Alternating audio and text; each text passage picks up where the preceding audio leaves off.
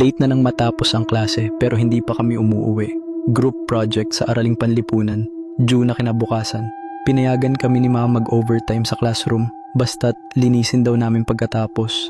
Kami na lang ang tao sa buong third floor, 10 kami sa grupo. Nakaupo sa iba't ibang sulok ng classroom.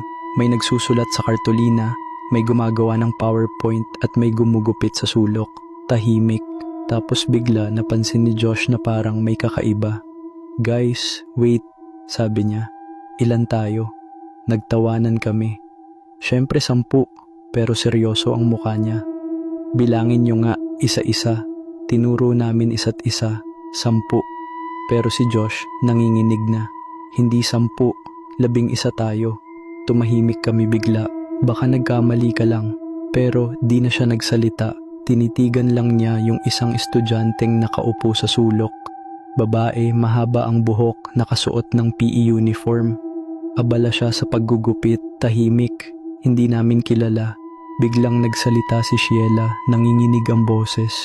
Yan yung nakita kong dumaan sa likod ko kanina. Akala ko isa sa inyo." Lahat kami napalingon sa kanya. Pero pagharap namin sa sulok, wala na siya. Iniwan niya ang gunting at papel. Tapos, bigla na lang namatay ang ilaw, sigawan, takbuhan. Sabay-sabay tumakbo papalabas ng classroom. Hingal, halos magkabungguan kami pababa ng hagdan. Sa gate nakita namin si Kuya Lando, yung matandang guard. "Oh, anong kaguluhan yan?"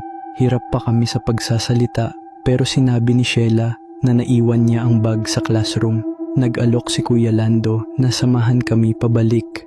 Pagpasok ng classroom, malamig na malamig sa loob. Tahimik. Patay pa din ang ilaw.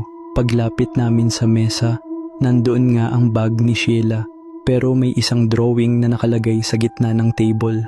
Parang ginuhit gamit ang lapis at ballpen. 10 estudyante. Nakatayo sa loob ng classroom. Kaming lahat. Pero ang mga ulo namin, putol.